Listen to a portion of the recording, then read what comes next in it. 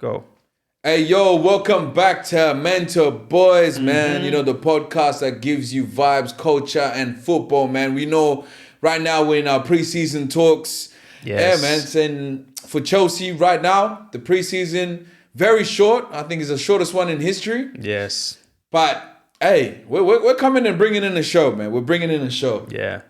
I missed the Chelsea versus Leverkusen. Yeah. I didn't even know that was happening. I think it was a surprise. It was because I saw Chelsea were going to play Milan. I was not expecting a game 2 days before that. Yeah. If you know what I mean. I know it was a very short span onto where, they didn't have much time for players to rest. But I don't know. I think Maresca must have took it as well as like a training, kind of exercise to see how the team is, especially the new signings and development of the team. There's a lot of new people, and even in that, because you didn't catch the game, but there was a lot of like young players that were actually coming in, and right. They were very impressive. Because I know Liverpool has done it like twice in a row. Like last season, they played 2 games. I don't know exactly who they played. I think it was Sevilla or something, or Real Betis. Yeah, they played 2 games in like a span of like 4 hours. 4 hours. Yeah, and then this season again, they played Athletic Bilbao. Yeah, and they played them twice in the span of like 4 hours again. Damn, man. So it's possible, but that's what happens when you have a lot of players.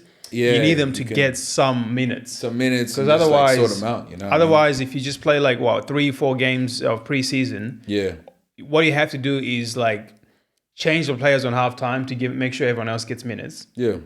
But if you have like too many games in preseason, at least one team is going to play at least 75 minutes to get them up to fitness, and the other players will play another 75 minutes, and then you can swap them over, and then the other players will get 15 minutes in the other game. Yeah. You know what I mean? Yeah. At least someone gets a bit of fitness. So. Yeah, someone gets... But that's what you've been seeing, though, in the last 2 games, man. Like, you know what I mean? Every halftime, they're changing the team. Yeah.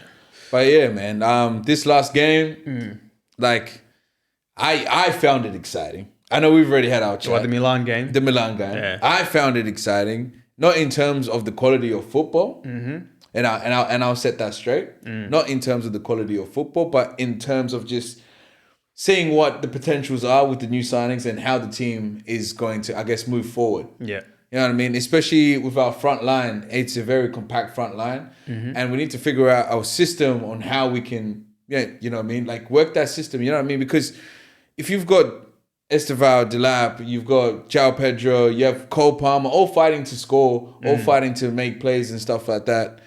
You can't always have them all on the pitch at the same time because it does become like a bit of conflict. Yeah. So, you know what I mean, with the last 2 preseason games we've seen, he'll do like a duo. It would be like, it'll be either Cole Palmer and Joao Pedro, or it'll be Esteval and then, Joao Pedro, and then, or Delap with Cole Palmer, Delap with, you know what I mean? It was a very interchangeable thing because you also have to remember, you have Pedro Neto as well, and you have all them other, there was actually this young guy, I forgot his name, but he was very impressive as well. I don't know if he's actually going to be coming up. Even the George guy that we talked about, I think, a couple games ago, he was playing as well, and he was very impressive as well. So, I think Maresca has a really tough choice with the players he has, especially at the up front and midfield area. Yeah. So, I think these 2 games are just a perfect way to just, understand how it's all going to go. The quality of football could have been better. But again, I think he took it as more of like a, practice run on just how the team will go. But he showed a lot of impressive stuff. Talking about impressive stuff, there was some positive moments in the game. Yeah. There was some negatives. Yeah. The positive is Joao Pedro is the real deal. He's the real deal. Yep. Hey. For Chelsea, at least. I don't know if he'll be the real deal for anyone. I'm just saying for Chelsea right now, he is the... I hate watching, He is reminding me of like a Drogba. Like he comes in clutch. Just comes in clutch, man. Caicedo. Yeah. What a game. But you already know. Did you watch you watched the game? There was some passes he was making, and it was reminding me of like a Xavi, bro. Yeah. And he'll pass it to like another player that I need to mention, Jamie Gittins, and Jamie Gittins would destroy the pass, bro. Jamie Gittins, bro, his ass, bro, cheeks. Yeah. Loftus cheeks. this guy, bro. Come on, man. We're versing that guy. and then he did another same pass, just floated a floater, yeah. A floater into like Pedro, not Pedro Neto. Pedro Neto. Yeah. And same thing. Their touches are horrible. But he's putting in some really good passes. And it was just like the tackles, everything. Yeah. I think Caicedo was amazing. But we've known for time Caicedo he's quality, bro. Yeah. He is quality. And like I think there was a couple posts that I've seen is like why was he not mentioned in like, you know, or even to be like, you know what I mean, like a nominee in the Ballon d'Or, especially for his position. He was dominating his position. Yeah. You know what I mean? But I think the problem is in his position, there's a few players there that you can't say, you know, they're not worthy of being there. Yeah, okay. But what I'm hearing from you is like in the top 30, he deserves a mention. Yeah. But in a like a, what do you call it? Top 11 of the world, he can't get in the team. Yeah, But yeah, that's a positive that I saw. Joao Pedro, Caicedo, Palmer had some really good, you know, moments. Yeah, it's he a hit good the moments. post like once or twice, and then those free kicks, bro. They were a big zick away, inches, bro. And who else can I say that impressed me? James impressed me. Yeah. Oh, Rhys James. Yeah, Rhys James really impressed me. With that touch he did. Yeah. Oh, bro, he's too like clean, bro. Yeah, he's clean with it, man. There was a moment where I don't know if he I don't know if he got tackled or he was just wrestling, so the ball went out for corner. Yeah. And he went down to tie his shoes. Yeah. And I'm like, oh fuck, this guy's injured again. Nah, man. Don't worry about it. I swear, every time I see him go down, I'm like, that's like, another man. 2 to 3 months, eh? Yeah, man. I know he's very injury prone, but yeah. he's so clean with his ball. Like just the way he plays, it's quite. I don't know. It's like elegant to watch. Yeah, you know what I mean? He's smooth with it. He is. But those are the positives. But then there was a couple negatives that I saw. Yeah, and one in particular was Jamie Gittins. I reckon Chelsea before the season starts, ship him back, get your money back. Yeah. I don't know how what was it, 50 mil on him? Or something like that? Somewhere 50, around 60? I know it was around. Because Chelsea always spend the same amount of money for every player. 50, 60 million. No more, no less. Because we're also so good at trading. That's why. But yeah, he really, really disappointed me. Yeah. Nothing was coming off for him. He will try to dribble, a couple step overs, loses the ball. Yeah. Gets tackled. He will try to pass, he gets blocked. He'll try to cross, he doesn't find his man. He make a run, it's a wrong run. I don't know what I was getting from him. I don't know.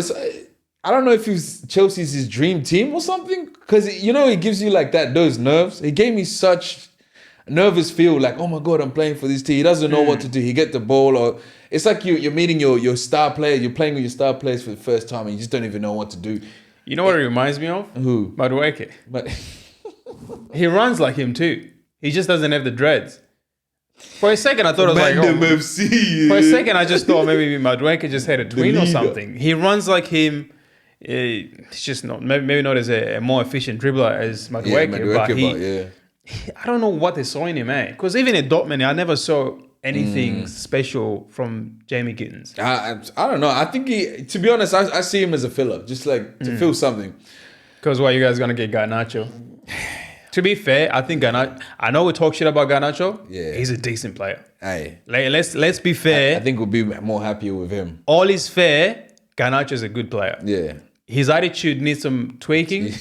Yeah. But as a player, I think he can elevate Chelsea on that left-hand side. Yeah. Because Gittins is not it. I'll tell you right now, I'll tell you for free. Gittins is not it. Aye, man. I don't know if it's nerves or whatever, I accept but he is not it, bro. I accept that. Look, I honestly accept that. When Estevar comes on, that's a positive, by the way. Estevar comes on, everything just changes. Yeah. Estevar gives me like these Yamal vibes because he's not scared to take someone on. Yeah. He's not. You know what I mean? The only problem with Estevar, he's still young, but the only problem with him, some of his decision making when he comes in front of goal, questionable. Yeah. He's hungry. Yeah. I'll say he's young, you know what I mean? It's that young hunger. Like you want to score. Even though he did get the opportunity to score. Yeah. It's like he just wants to continuously score. Yeah. And, you know, at times you just like, sometimes you actually have to play the game with the team. Yeah, be more strategic. Yeah, be more strategic. But, you know, I think they see that. And I think that's something they're going to go in the drawing, you know what I mean? Like go back to the board and I think probably put that into him. Like it's not about how many goals you can score or this and this. It's like about, you know, uplifting the team and getting the team to where it needs to be. We already got our goal scorer. Get the ball to Joao Pedro, bro. But then there was a scare. Chalaba. Chalaba came off and I'm like, first of all, you got Colwell out for almost the rest of the season. Yeah, ACL. With an ACL. And now you got Chalaba, your two centre-backs, your two main centre-backs out. Tough. But then I read something that Chalaba posted on social media saying, all good. Yeah, so hopefully it's just a knock, good. Because if it's a knock, then he'll be back in no time. Probably will be back on the first game of the season, to be honest. Because same thing happened with Coubis for Barcelona in the preseason, and he had to come off, and we were thinking, fuck. But then he ended up playing like 75 or 88 minutes against Como.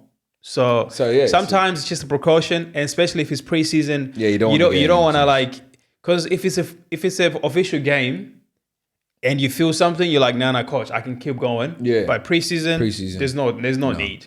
Because there's no points. There's nothing you're fighting for. You know what I mean? So hopefully it's just that precaution. He felt something, or he had a knock and he was a bit sore. Yeah. And it was like, let me just rest this out, because the season's about to start. Yeah. So that's the last thing you want. And I think knowing that Cole is out as well, so you don't want to risk it. There's a lot of pressure with him as well. He needs to stay in. He needs to stay fit. Yeah. I don't know if we're gonna get kind of like a good replacement for Colwell, because Colwell he's a very big part on the defensive. And I saw it clearly in that Milan game.